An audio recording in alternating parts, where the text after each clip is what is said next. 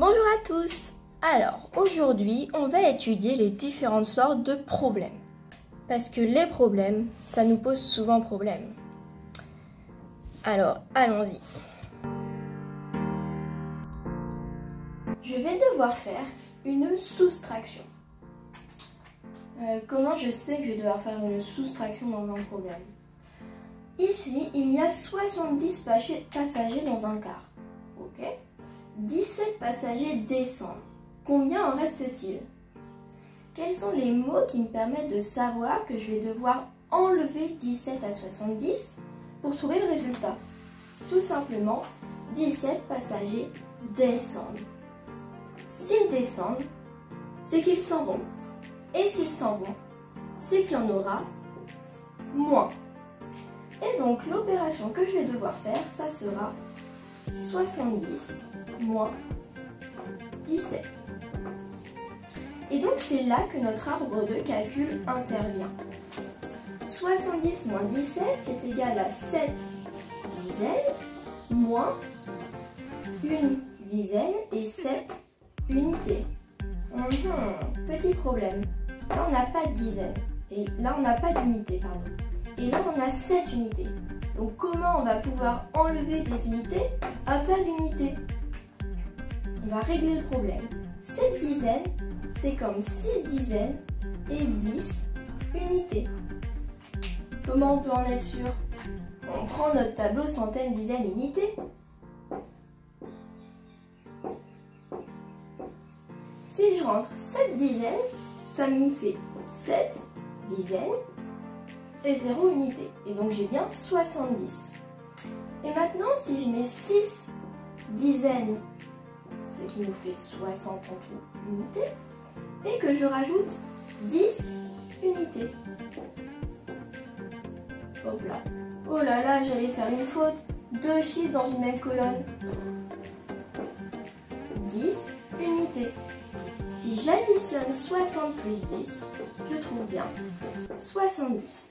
Donc comme ça, j'ai transformé une dizaine en 10 unités. Ça va être beaucoup plus facile. Maintenant, je retire une dizaine à 6 dizaines. Ce qui me fait 6 dizaines moins une dizaine. Et ça, on sait que ça fait 5 dizaines. Et maintenant, je retire 7 unités à 10 unités. C'est-à-dire que je fais 10 unités moins 7 unités. C'est-à-dire 3 unités. Il me reste donc au final 5 dizaines et 3 unités, soit 53. On n'oublie pas la phrase réponse, c'est-à-dire qu'il reste 53 passagers dans le car. Il y a 70 passagers dans un car. 17 passagers montent. Combien y a-t-il de passagers? La seule différence qu'il y a avec le premier problème, c'est qu'au lieu que les passagers descendent, ils montent. Monter, ça veut dire qu'il y en aura en plus dans le car. Donc ça veut dire qu'on va devoir faire une addition. Donc je me retrouve avec 70 passagers plus 17. Deux solutions. Soit on fait un arbre de calcul, soit on fait une addition posée. Comme on a fait une arbre de calcul juste avant, on va poser l'addition. 70 plus 17. Regardez bien ce que j'ai fait. J'ai bien aligné les unités avec les unités et les dizaines avec les dizaines. 0 plus 7. Facile. 7. 7 plus 1, 8. Je me retrouve donc avec 87 passagers.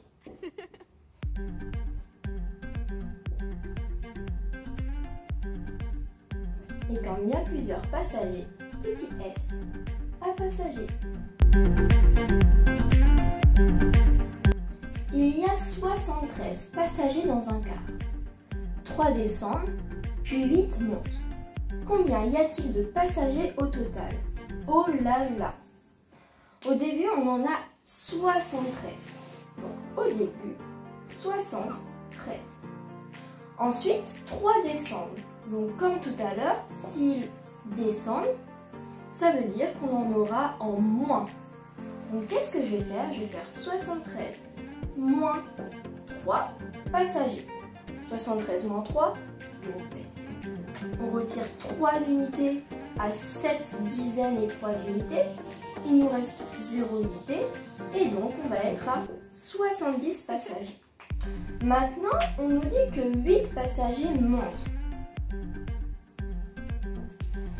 8 passagers montent, ça veut dire qu'il y aura 8 passagers en plus et donc je vais faire une addition. Donc à partir de nos 70 passagers, je vais ajouter les 8 qui montent. 70 plus 18, 78. Et donc au final, j'ai bien retiré mes 3 passagers et j'ai bien additionné mes 8 passagers. Au final, il y aura 78 passagers dans le car. Alors voilà, le souci dans les problèmes, c'est de savoir si on doit additionner ou soustraire. Il faut remarquer les petits mots qui nous indiquent qu'est-ce qu'on doit faire. Ici, on avait descendre. Donc s'ils descendent, c'est qu'il y en aura en moins et donc on va faire une soustraction.